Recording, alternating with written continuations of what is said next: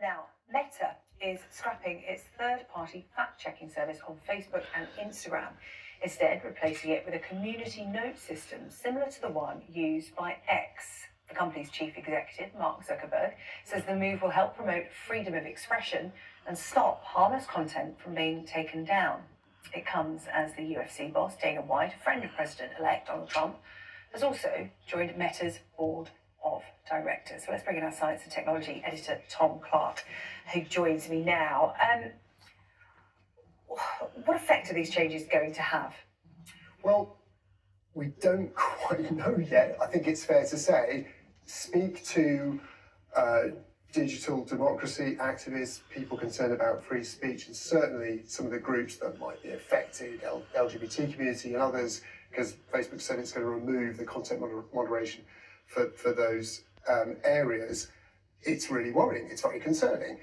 But it's exactly the sort of thing that MAGA Republicans wanted to hear. Because remember, this is the fact-checking these third-party content moderators that Facebook brought in. That was largely in response to just suggestion that as Facebook grew more and more powerful, people were using it, particularly during political periods. It was leading to biases, and there were unregulated comments and statements being made. We need to regulate this environment. Fact checkers were brought in. In fact, I think Facebook claimed it's the largest employer of fact checkers around the world, ensuring that content is accurate. But that was causing real ire amongst Republicans, particularly during the 2020 election campaign. Donald Trump accused Mark Zuckerberg of using Facebook to effectively campaign against him. There was a real enmity between them. Zuckerberg keen to make friends in Washington now. This is largely seen as an attempt to try and curry favour with the incoming president. He needs that friendship as well, given the sorts of things coming towards his company. And he pretty much, when he announced these rule changes earlier, pretty much said that himself. That's what he had to say. The problem with complex systems is they make mistakes.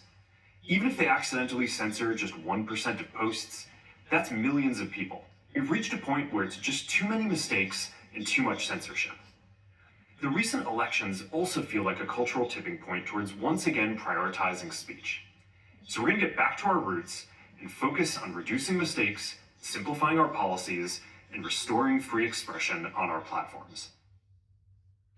Tom, it's interesting. Today, two big stories with connections that lead back to the president-elect Donald Trump. This change at Meta, of which you've spoken about, the connection to Donald Trump, and Elon Musk talking about UK grooming gangs. Of course, Elon Musk going to be a key advisor in the new Trump administration.